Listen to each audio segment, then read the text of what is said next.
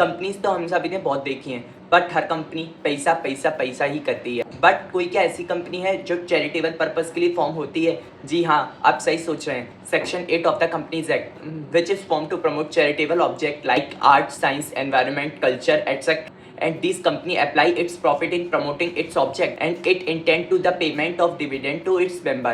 means आप अपनी section 8 company से प्रॉफिट निकाल के अपने मेंबर्स को डिस्ट्रीब्यूट नहीं कर सकते हैं। तो जैसा कि हमें पता ही है कि सेक्शन 8 कंपनी चैरिटेबल पर्पस के लिए फॉर्म होती है, तो ये अपने MOA और AOA भी एंटर नहीं कर सकती विदाउट द CG अप्रूवल। अगर सेक्शन 8 कंपनी अपनी कंडीशंस का उल्लंघन करती है तो सेंट्रल गवर्नमेंट अपने लाइसेंस को रिवोक कर देती है सेक्शन 8 कंपनी से, और उसके बाद उसको मौका देती है। सबसे पहले तो उसे अपॉर्चुनिटी ऑफ बीइंग हर्ड दिया जाएगा, उसकी बात रखने का उसको मौका दिया जाएगा। फिर इसका स्टेटस चेंज करके प्राइवेट लिमिटेड कर दिया जाएगा, जिसमें लायबिलिटी अनलिमिटेड होती है। या फिर सेक्शन 8 कंपनी का अमलगमेशन कर दिया जाता है उस कंपनी के साथ जिस कंपनी का ऑब्जेक्ट इस वाली कंपनी के साथ बिल्कुल सेम टू सेम हो। या फिर CG ऑर्डर पास करती है वाइंडिंग अप का या फिर डिसोल्यूशन ऑफ द कंपनी का।